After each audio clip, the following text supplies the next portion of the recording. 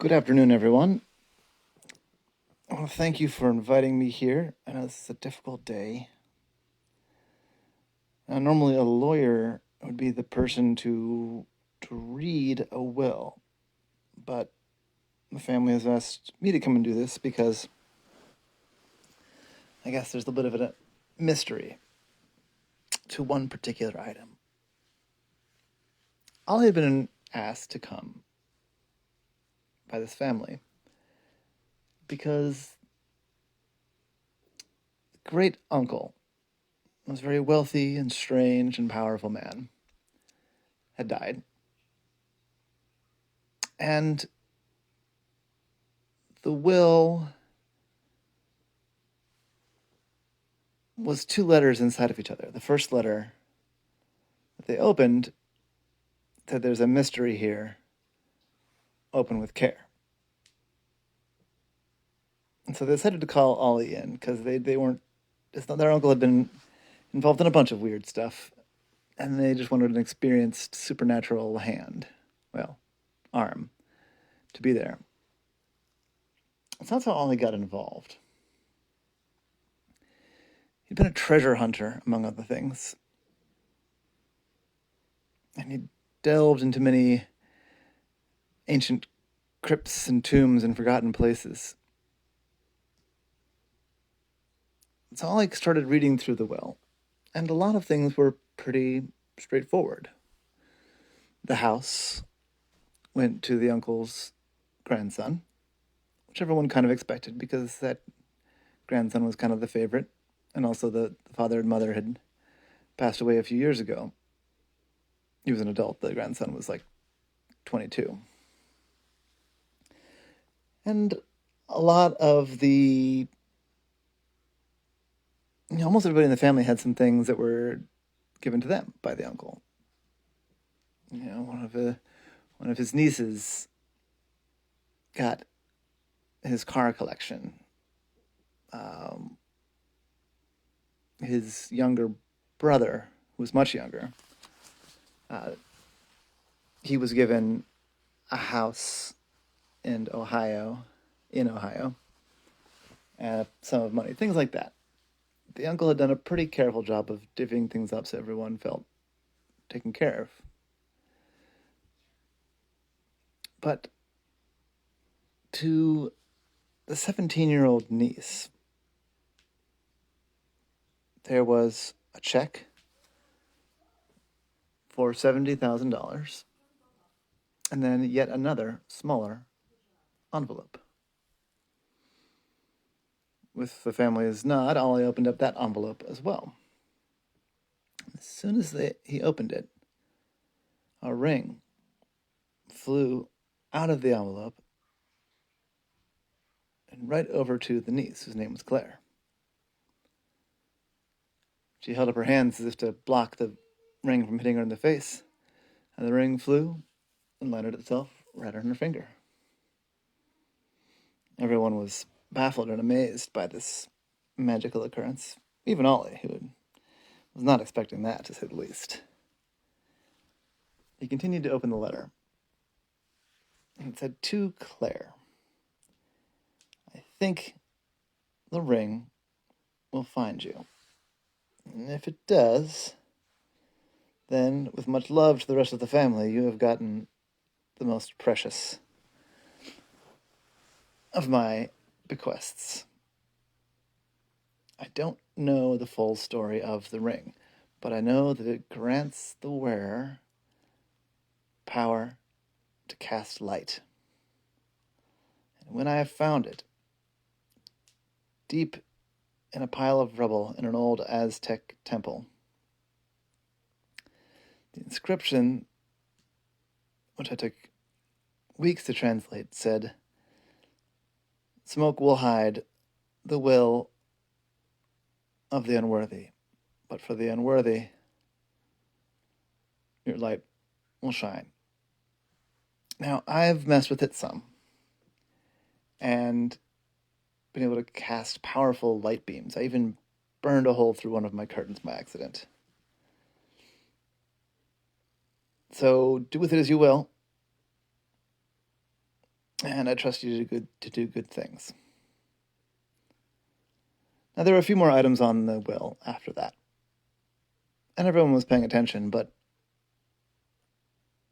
everyone was mostly curious to see the ring. Especially one of the uncles was eyeing the ring the whole time. He asked Claire, "Do you want it? If you don't, maybe we could trade." She said, "No, I think if you wanted it to go to me, and it clearly wanted to go to me, then I ought to take it." He kept on asking leading questions like that. Soon the whole will was read, and everyone started talking and chatting. They had brought in some lunch and had cocktails. The uncle was a strange guy, but everyone had liked him well enough. And they were all pretty excited at the wonderful gifts that he left them. Claire was off in one corner, reading a book. Or so it seemed, and all of a sudden the room filled with light. She said, "Oh, I guess that's how it works." And from there, the interest was back on the ring. She was trying things. Everyone wanted to ask questions about the ring. She didn't really have much in the way of answers, but she was figuring it out. She went outside to see if she could concentrate it into like a laser beam. After some experimentation, indeed she could. And she burned a hole the size of a golf ball right through one of the tree trunks. That got the creepy uncle's attention.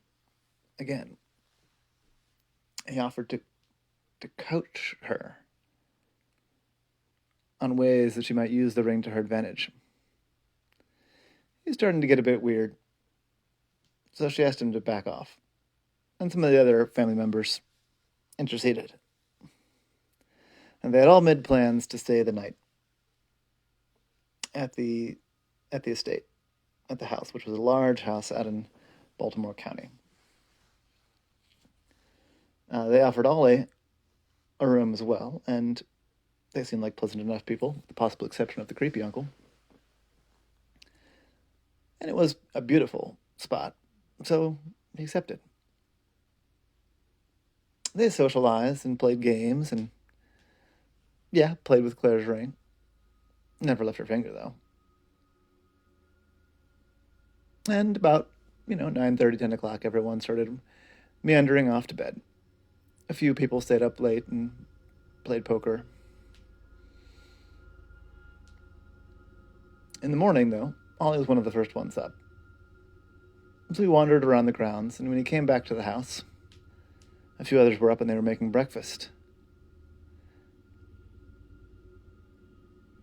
And that's when they heard a yell. It was Claire, and she was yelling at the creepy uncle, whose name was Greg. "Hey, Greg, you rat fink, I know you've taken it. I saw you eyeing it and being all weird all yesterday. Give it back. It's mine. You can't have it."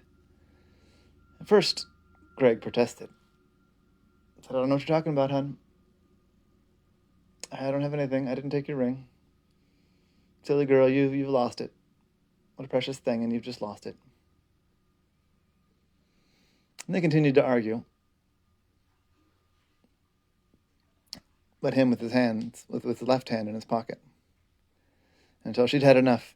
He suddenly grabbed him by the arm, and pulled his hand out. And there was the ring. And it was already shining.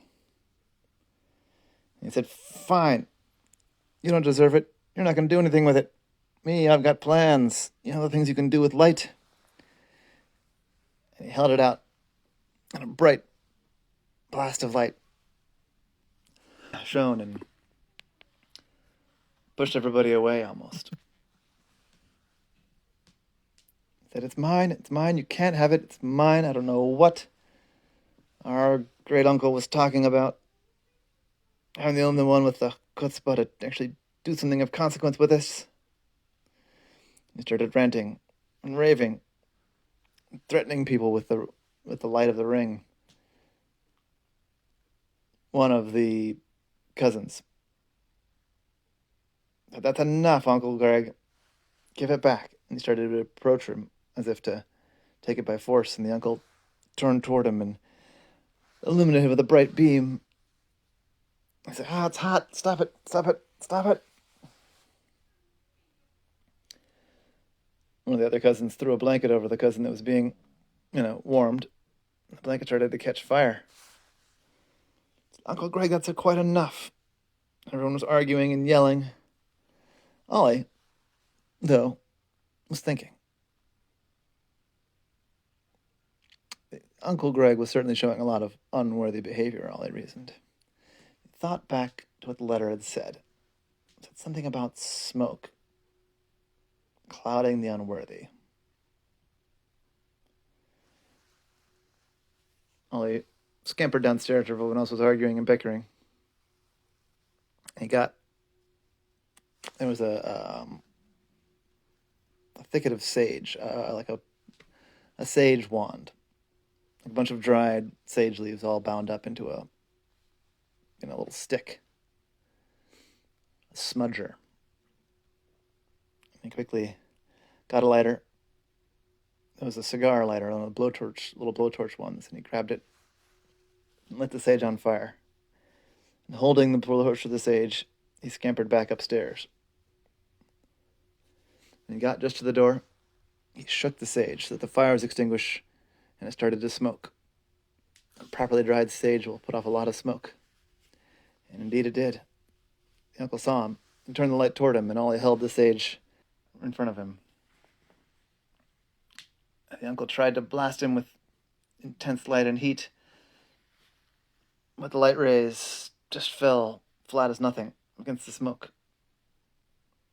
And Ollie advanced, and the uncle was yelling that I'll burn this whole place down. At that, Ollie leapt and put the smoking sage right in the uncle's face. At that point, he was confused and light was flashing everywhere. Claire jumped up, grabbed his hand, and slipped the ring off his finger. There was some confusion and some hubbub. A little bit of carpeting got caught on fire. But pretty soon, Uncle Greg was subdued, hogtied with his own belt, as 2 or 3 of the cousins had jumped on him. Well, Uncle Greg, that was a pretty sour thing for you to do. I said, yeah, a bunch of ingrates. None of you would have known what to do with that. I could have done big things. That much light, you could run your own solar farm. You could be millionaires. This whole family lacks imagination. And with that, he got free of his belt and stormed out of the room, out of the house, got in his car and drove away. Whoa, Ollie said. Intense guy. Yeah. There's a reason our great uncle gave him the house in Ohio. Uncle Greg can be a bit of a sour cherry. Thank you for your quick thinking, Ollie, said Claire.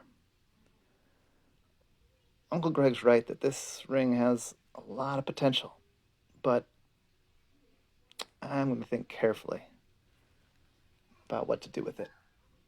Maybe I can be a superhero. Or maybe I will start a solar farm. Who knows? Well, Ollie said, if I can be of any more help, let me know. But I think it seems like you all have it all sorted out. And one of the cousins, the one who'd almost gotten burned, said, wait, before you go. So early. We haven't even had coffee yet. Can you stay a bit longer? And I said, well, if there's a cup of coffee in it for me, I suppose I can stay. And that was the case of Ollie and the Enchanted Ring.